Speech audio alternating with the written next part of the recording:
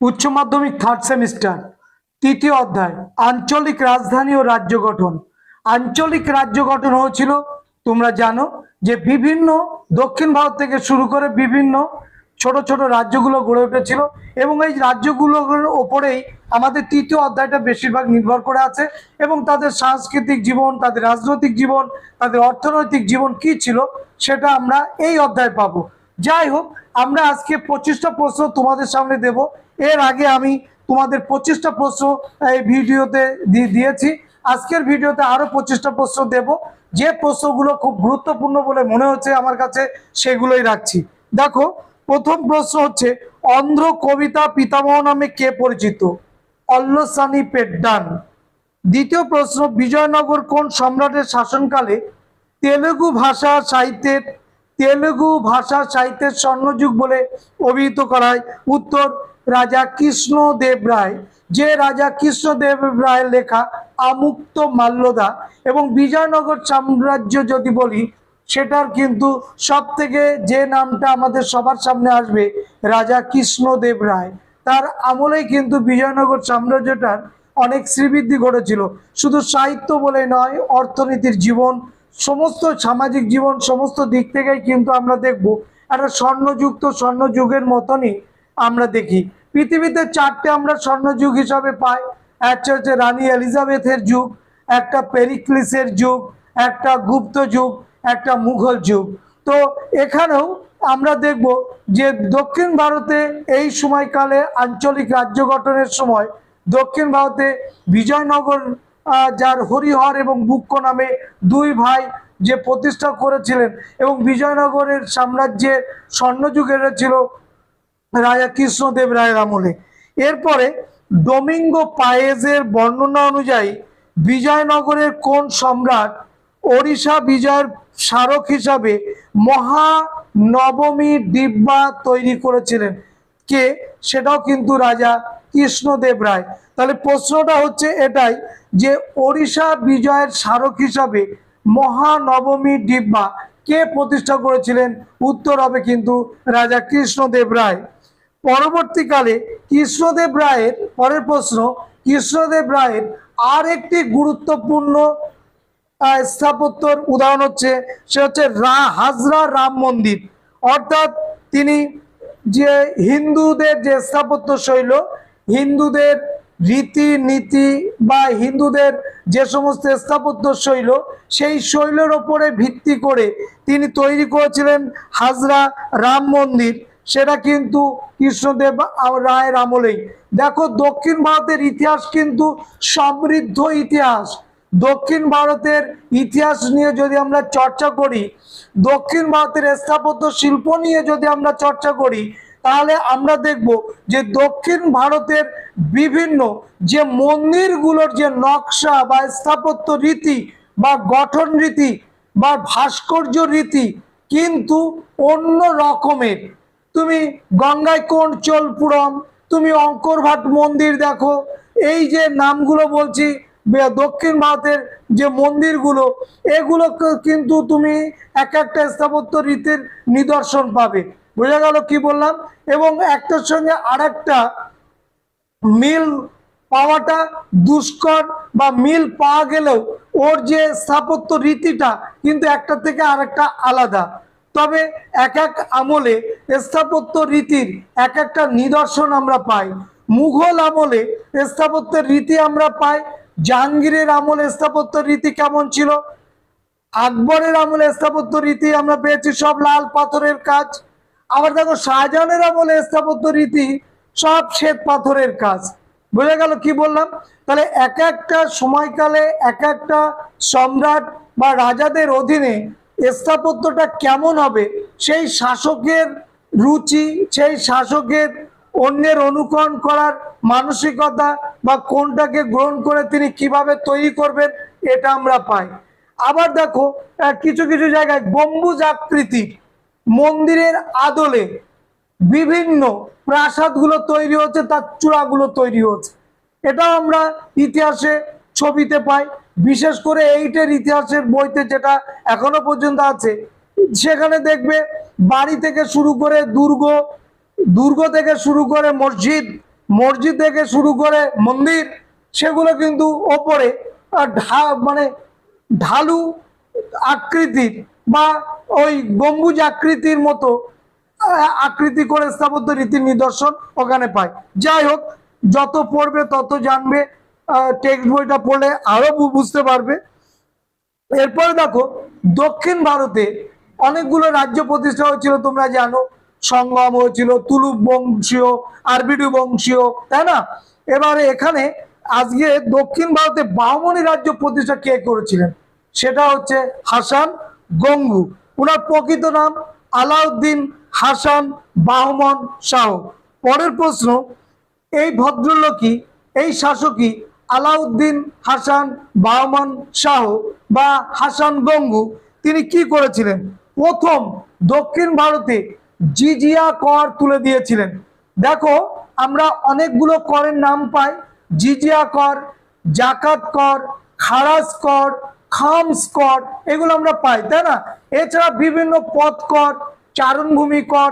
আমরা যেখানে আমি বসবাস করছি, উত্তর 24 পরগনা, গাইঘাটা থানা, ঠাকুরনগরের কাছে, তোমরা জানো।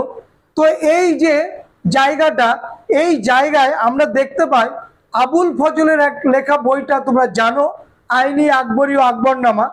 তো আবুল ফজলের লেখা বই আকবরনামাতে এইখান থেকে মুঘলরা 23 রকমের কর তুলে তারা নিয়ে যেত, এবং এটার আমরা পাই, এই ইতিহাসটা পাই উত্তর 24 পরগনার যে ইতিহাস আছে, সেই ইতিহাস বইটাতে আমরা কিন্তু পাই যে এখান থেকে 23 রকমের কর এই মুঘল সম্রাট আকবরের সময়কালে এখান থেকে তোলা হতো। বোঝা গেল কি বললাম?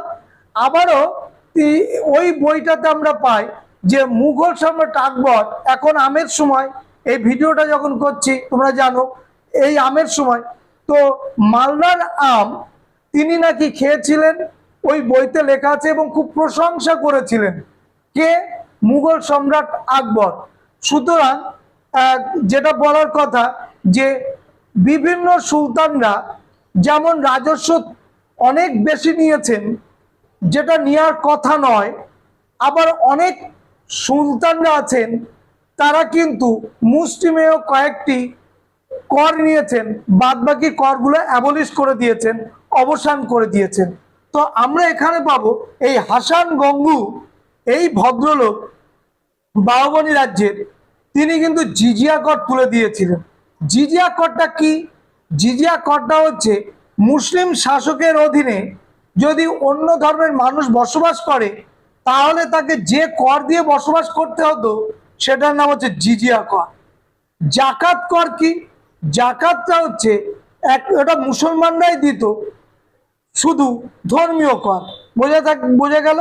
তাহলে এই রকম করগুলো ওরা তুলতো। তো এখানে যে হাসান গঙ্গু একটা সম্প্রীতি বলো, সৌহার্দ্য বলো, উদার মানসিকতা বলো, যাই বলো না কেন, তিনি এইভাবে এই করটা কিন্তু তুলে দিয়েছিলেন, জিজিয়া কর। নেক্সট হচ্ছে, বাহমনি বংশের শ্রেষ্ঠ সুলতান কে ছিলেন? উত্তর, তাজউদ্দিন ফিরোজ শাহ।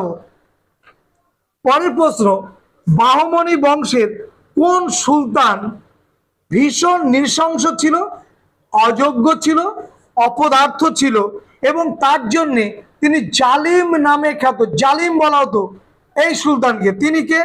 হুমায়ুন শাহ। মনে থাকবে। কিন্তু কি দুর্ভাগ্য, দেখো, হুমায়ুন কথার অর্থ কিন্তু ভাগ্যবান।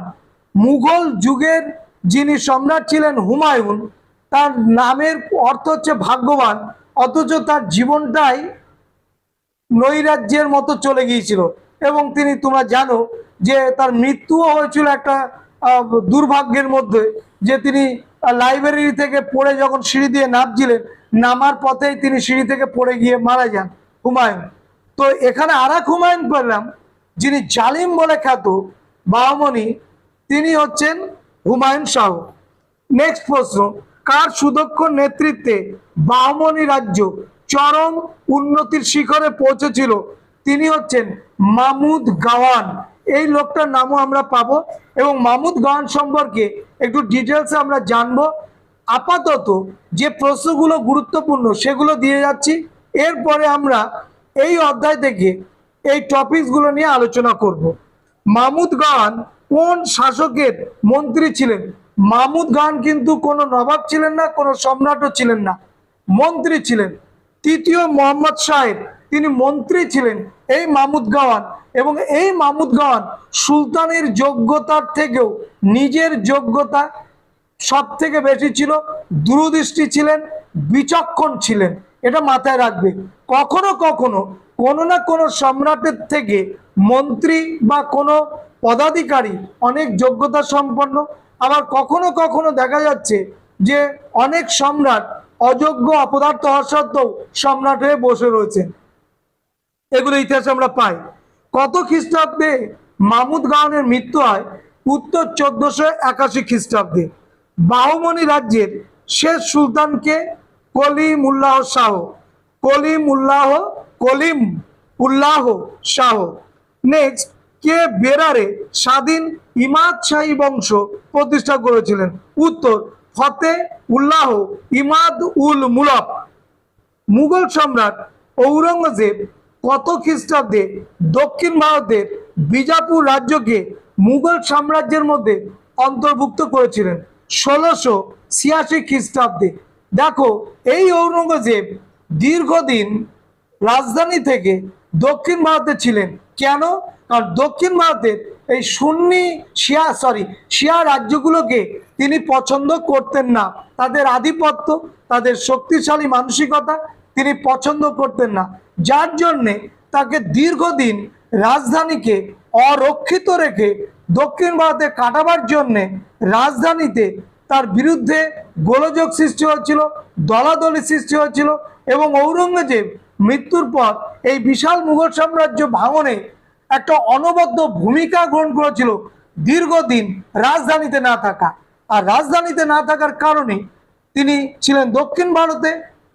বিজাপুর, গোলকুন্ডা, বিজয়নগর, বেরার, এই যে রাজ্যগুলো ছিল দক্ষিণ ভারতে, এই যে রাজ্যগুলো সব ছিল শিয়া রাজ্য।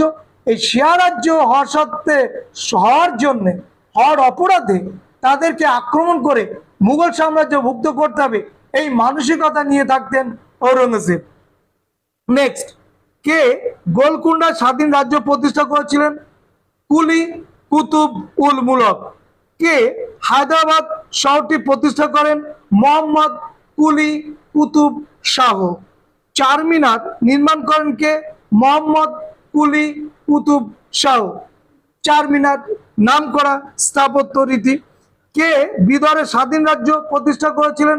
আমির আলী বারিদ। রুশ পর্যটক ও বণিক নিকিতিন কার সময়কালে বিদরে এসেছিলেন? তৃতীয় মোহাম্মদ শাহের আমলে। নেক্সট, ফিরোজাবাদ শহরটি কে নির্মাণ করেছিলেন? ফিরোজ শাহ। বখতিয়ার খলজি বাংলা আক্রমণের সময় তখন কে রাজত্ব করতেন? সেন বংশের লক্ষণ সেন। তবাকাতি নাসিরি গ্রন্থের রচয়িতাকে? মিনহাজ উস সিরাজ। বাংলায় প্রথম স্বাধীন সুলতান কে ছিলেন? ইলিয়াস শাহ। এদের সম্পর্কে আমরা জানবো। লক্ষণ সেন তিনি চলে গিয়েছিলেন পালিয়ে জঙ্গলমহলে। বখতিয়ার খলজির মাত্র 17 জন অশ্বারোহী নিয়ে আক্রমণ করেছিল নদিয়া। যাক, সেই ইতিহাস পড়বো।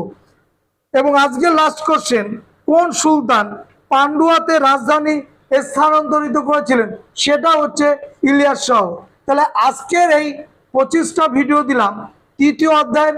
এখনো 25টা করে আমি ভিডিও দেব, যেগুলো খুব গুরুত্বপূর্ণ প্রশ্ন সেইগুলোই তোমাদের সামনে তুলে ধরছি। আশা করি তোমরা ভিডিওটা দেখবে এবং এই প্রশ্নগুলো রেডি করবে। অনলাইন ক্লাসে যারা আসতে চাও অবশ্যই হোয়াটসঅ্যাপ নাম্বারে যোগাযোগ করবে। সবাইকে ধন্যবাদ।